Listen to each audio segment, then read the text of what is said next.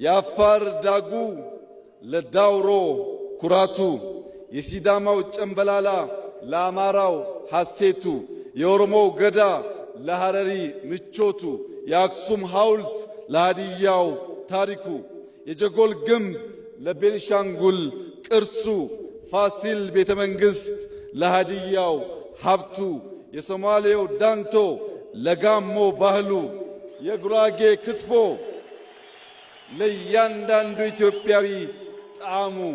ያንዳችን ለሌላችን ውበት፣ ያንዳችን ለሌላችን ክብር የሆነባትን ሀገር ኢትዮጵያ አንዱ ከፍ ሌላው ዝቅ ብሎ ሳይሆን ሁላችን እኩል ሆነን በወንድማማች ዓይን ተያይተን በመደመር እሳቤ የበለጸገች ኢትዮጵያን ለልጆቻችን እንድናሻግር አደራ ልላችሁ እወዳለሁ።